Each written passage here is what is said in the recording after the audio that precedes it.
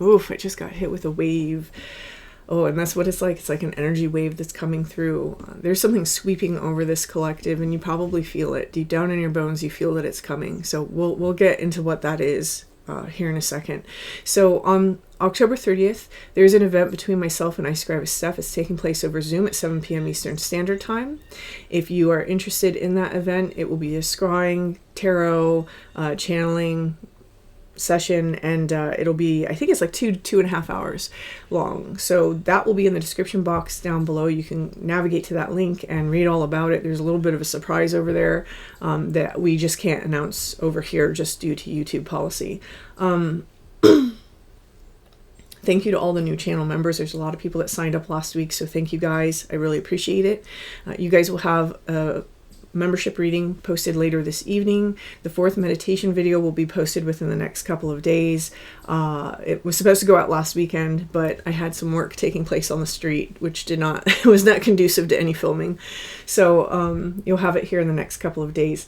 And what else is there? Oh, the Major Arcana series will begin this week. So if you're interested in taking a deep dive into the Major Arcana, things that you have heard on this channel but you haven't been able to find in books, definitely check out the Major Arcana series, and the channel membership link is always in the description box. So let's go ahead and let's get started. Okay. Taking a step aside.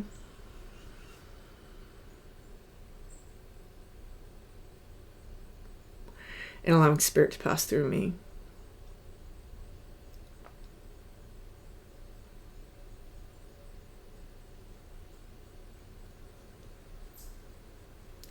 Opening up to receive information. Okay. I'm almost seeing like this wave is almost like a tsunami, like it's taking something out. I noticed that before I opened up for this reading, I was actually cleaning the ashes off my desk. And I don't usually putz around like that before a reading. I usually stick to what I'm about to do. So I think that kind of goes along with that imagery. There's something here that we're getting the last remnants out of our life from. My decision is my decision. It's kind of that kind of vibe. Someone here is like having to reaffirm their decision in some way. For some of you, you may not even notice this is taking place. It almost feels like it's happening without you even knowing. So like, for example, if you've blocked a particular situation out, there may be somebody trying to paw at your energy or trying to connect with you and you don't even know about it, right? There's this forward momentum and this like committal to moving forward inside of our life, probably because whatever it was that was behind us was extremely painful, right? That's one of the reasons why people have a motivator to move themselves away from something.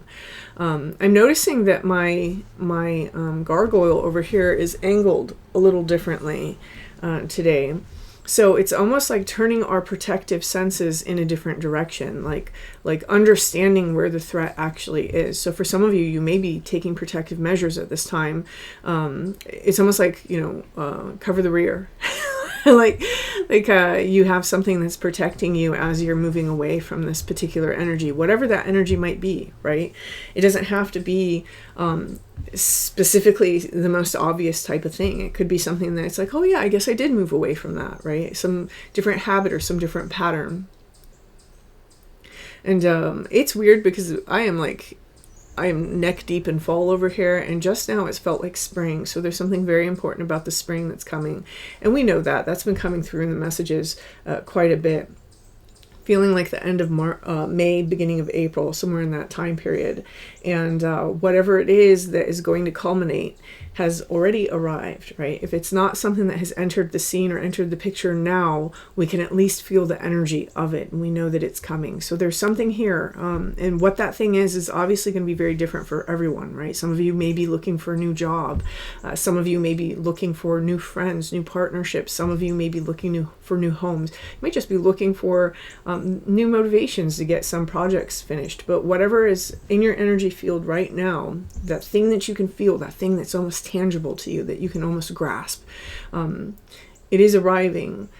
One thing that's interesting about it, though, is will we see it, right? Will we see it? there's a lot of times where we have the opportunities that we actually want standing right in front of us, but because we're so used to things being a certain way, we miss them, right? Our eyes are still closed. And so the message that's coming through is to make sure that your eyes are open. Be aware that sometimes it doesn't look the way that you're used to it looking, because how you're used to it looking is part of the old cycle. Okay.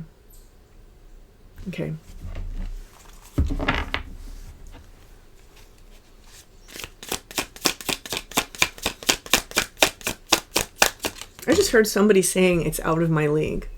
So just be aware if that's a belief that you have, because that is a belief, right? Here we have Two of Cups. Two of Cups can represent partnerships. Some of you have some very significant partnerships coming in, but Two of Cups can also represent when we have contracts of some kind. I find that for myself in my own readings, they do come out when I'm about to have a contract, especially for the art business when I was doing that full time. So just be aware that Two of Cups can represent partnerships. They can represent contracts. For some of you, it's been coming out in the messages. You're about to have a very significant meeting with somebody who's of like mind, right? They're very similar to yourself. Notice how these two females, they're both the same height. They've done the same amount of growing. So this is really a vibrational match, whatever it is.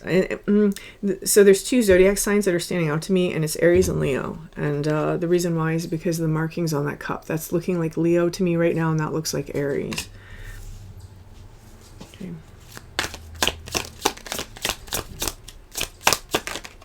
Okay, we have the Hangman. There is this sort of moment of pause that is going to be taken. So if you're somebody who is used to rushing into the contract, rushing into relationships, rushing into friendships, this is where we've learned and matured a little bit to kind of hold ourselves back a little. That doesn't mean play games or be all aloof, but it means having really good boundaries. And whoever this message is for, it looks like you're going to spend some time really getting to know your surroundings. When we have the Hangman is kind of like the High Priestess in that it observes, right? But the Hangman does more than just observe what's outside. The Hangman's very preoccupied with observing what's inside. This can sometimes look like being stuck in our head, but there's a process that's taking place for the Hangman that doesn't happen for example, the Nine of Swords or the Eight of Swords. And that is that the Hangman is coming to realizations. When we talk about the Hangman energy, we're really going back to Odin, who keeps coming out in these readings lately. And it's really about one eye looking outward, one eye looking in. And by seeing both, you can see the interconnection of things. Some of you are becoming completely aware, completely aware of how the energy that you're resonating at is attracting things that will eventually cause that energy to be strengthened. So for example, if you find yourself in a state of lack, the people that you're attracting, you're noticing are people that have lack in their lives, or that they're trying to use your presence to fill that lack. So there's this sort of Hangman energy where we're trying to really assess what energy am I in, and what could possibly be stepping forward in this other individual. Whoever this message is for, you've learned not to take things at face value. You're not a kind of person who's like, oh, they have such a nice face, or they act so nicely, because you understand that kindness is something that people wear on the surface, especially people who want to take advantage of you. And that true kindness comes from a place of authenticity that can only be known after so much exposure and so many situations have been gone through with another individual, that you can actually get to see, okay, is this authentic to them? This is very good energy here. I love this energy, because someone here, you are learning to see the forest for the trees. This is a higher perspective on your connections, on your relationships.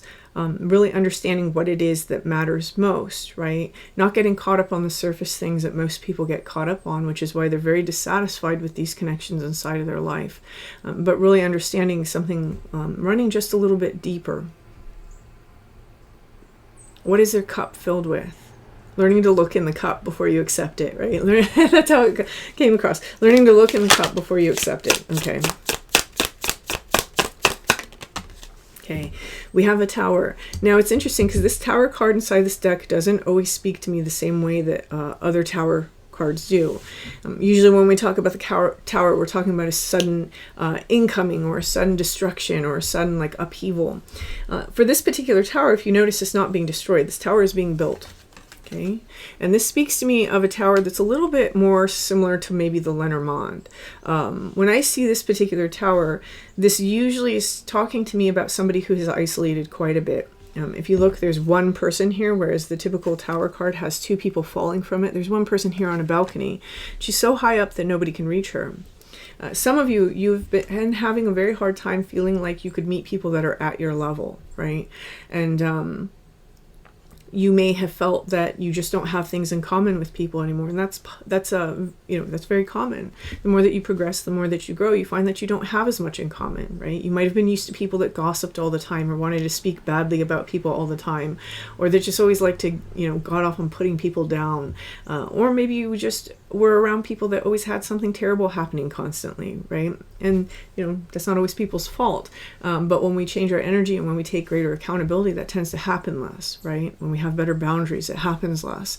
And so whoever this message is for, you may have isolated because you found it hard to find people who had a peaceful life, who had a higher perspective on things. And it's almost as though in this isolation, we've gotten really far. The message of this card is that there's still a little further to go, right? And you know that. Whoever this message is for, you know that. You're committed to growing. You're not necessarily a person who's going to be like, oh God, does it ever end? You know that it doesn't. And you've accepted that because that's life. And the moment that you stop growing, you're in stasis, right? And stasis moments are good, but staying in stasis for the rest of your life is kind of pointless. It's fruitless. So whoever this message is for, you have a really good outlook on things. There's a very mature sort of wisdom that you've cultivated here because of your experiences, because of this force that you've had to pass through. And there's been a lot of times of not knowing exactly where you're headed, not knowing exactly what was going to happen next. And it was probably quite scary for you going through all of this. And I do feel for a lot of you, you went through it alone. But because you've gone through it alone, this is one reason why finding like-minded people and finding people of, I will say, how you feel is your equal caliber, right? Resonating at the same place, maybe even interested in the same things. I think that that's why that's so important to you, so that they can understand, right? When we tend to get involved with people who haven't had the same kinds of life experience, it becomes very hard to connect on certain levels. And that's not always the case, right? Sometimes you can find people who are just really empathetic and they can connect with anybody. But this seems to speak of having difficulty in really connecting in terms of you seem to be able to connect with others, but you feel that other people can't necessarily reciprocate that with you. That's really what I see here. So what we have is we have the Strength card. Someone here has committed themselves to this particular path. They've committed themselves to materializing and manifesting and not settling. When we have the Strength card, this is really about holding that back, holding back the urges. Some of you have had the urges to get involved in people, places, things that you know weren't necessarily right for you, but you've committed yourself not to do that. Some of you are on the path to committing not to do that. Right? That may have been this previous lesson for you, was to no longer settle, no longer commit for things that aren't at a vibrational match to yourself. And here what we have is we have the Five of Swords. One of the energies you seem to keep encountering is this win at all costs, this fight mentality in other people. And I do think that whoever this message is for, you've been through quite a bit and you don't have the energy for that, right? You're very committed to having a peaceful life. Here we have the Ten of Pentacles. This is community. You may have had to examine this energy that's inside of you that has been given to you by family, for example. This may have been part of your path leading up to this. And one of the things that I'm seeing inside this community is there is, okay, so here we go. We're going back to this as community here. And we have the Page of Swords. There is somebody who has been observing, who has their eye on you. Some of you may have even had communications from a particular individual. And this is something that is most likely to happen over text or online, right, when the Page of Swords is involved. The Page of Swords is also talking to me about learning. So there's been a lot of learning about how to become extremely strong within yourself and how to overcome certain natural inclinations that maybe were seated in us very young as a survival mechanism. So here with the Ten of Pentacles, the two energies that are going to come out for that are the Knight of Wands and the Nine of Wands. So really protecting yourself from fickle people. Really protecting yourself from people who want to be in and out of your life but don't necessarily care that much about you, right? They come and they go, and they come and they go when it suits them. Some of you are really looking for a support system, and that kind of energy can't be a support system, right? They're great if you want to go out and you want to have fun, but you can't expect them to be there if something happens to you. And so some of you are really protecting yourself from that. Remember, Nine of Wands is the fences make good neighbors card, but it's also the card of the warrior who's erecting fences because they've been through so many battles. They're trying to keep certain energies away, right? And that's really what I see here. So with this Knight of Wands, the other energy that's coming through in this is that we've had to eliminate this energy within ourselves. So for example, whoever this message is for, it's likely that you have at some point battled the I want to start a bunch of things but never finish anything energy, right? And you've had to learn to kind of have better boundaries with yourself in terms of where your passions go and where your time and energy is spent, because that energy manifests in our 3D in other ways. And so someone here, maybe you are working on that currently, right? If you are working on that, congratulations, because it's a good energy to work on. Let's see, and the very bottom card, can't make it up, at Lovers, right? And this card is a little bit more innocent to me than the card that's in the major arcana for the Rider-Waite. Rider-Waite, Lovers, again, we're doing the major arcana deep dive, so if you want to know all about that, it really is a card of alchemy. But when it comes out in readings for me, it's a little lusty. It's not always the card that I pull for connections that will last. It's usually the connections that won't last because of the intensity of passion that's inside those connections, whether it's platonic or romantic. Here, when we have the Lovers from this particular deck, though, there's a sweetness behind this one for me. There's a sweetness. I'm always drawn to the fact that both of their eyes are closed, but they always know who the other is. So there is some sort of connection here that even if, two people look completely different from one another, you can tell on a soul level that they're very similar, right? And this is creating a very familial sort of energy between these people, if it is a person that you are attracting. Now, the Lovers card, again, is a card of alchemy. And so this can be just attracting another situation. And by situation, it can be an environment, it can be a job, it can be a class that you attend where we really alchemize some part of ourself. And this is always the goal, right? Even if we are attracting friends and soul group and a good partner for ourselves, there should still be some sort of alchemization that takes place inside of ourselves, because everything is here to teach us, right? It doesn't mean that we have to look at it that way or that we have to shove it in that role. It's a part of life. That's what happens. It naturally happens. Some of you, the number 6 here is really speaking to me about very good friends, like a good friend group, or maybe even something from the past, thinking fondly on past times, not the thing that you recently left or the phase that you left. But thinking back on the past and seeing it through a different lens. There's something that happens when we come from a very difficult past and suddenly we start seeing it in a different lens. It's a little kinder. We heal. That's one way that we can really heal. Not everyone should do it that way, right? Some people, if you start doing it that way, you'll find yourself in some very negative patterns quickly. But once the person has really attained their sovereignty and really gotten themselves into their own agency over their emotions and over their feeling states, looking back at the past and having it just completely do a 180 in how you're viewing it can be extremely empowering. And someone here, you're having that experience right now, especially since it's touching this, it's beneath this 10 of Pentacles, which is family roots, inheritances. We may have had to distance ourselves from family in some way in order to gain a different perspective for some of you. So some of you are having that experience. Okay. Until to cut the deck, okay? We have the 8 of Wands, and then we have the King of Wands, and then the 3 of Pentacles on the bottom. So on a foundational level, there's been a lot of movement. When we have the 8 of Wands, this is that fast movement. It's quite possible that who you were even a couple months ago is completely different than who you are right now on an energetic level, right? Wands are very much energy and willpower. So there is something here that we've left behind that was very unfulfilling. It's winter time in this. There's no sustenance here in this card. But someone has had to decide that they're the main character in their story. Hence the red that this girl's wearing, and they've had to strike out on their own from a particular situation. Here on the opposite end of that, we have the King of Wands. This is where we've gone. We've gone from this lost little child in the middle of winter into this King of Wands energy. But I do feel that for some of you, the King of Wands is directly correlating to the Lovers. Again, one of the things that I saw in that cup was either a Leo or an Aries. So be mindful of that. This is really having control over the direction of our passions.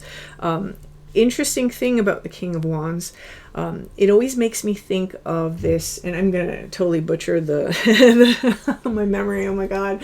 Oh, I need to take some choline.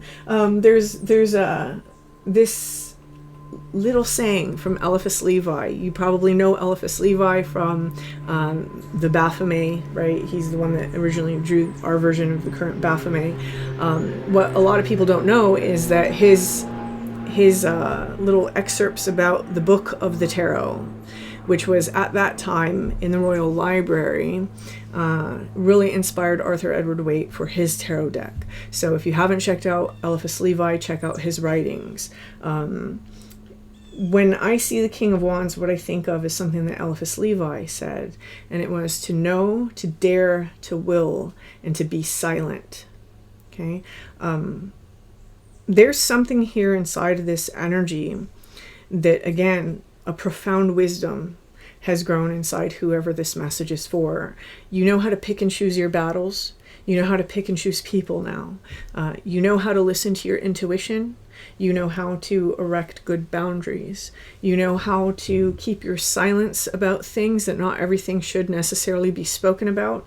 And you know that you also have the right to your authenticity.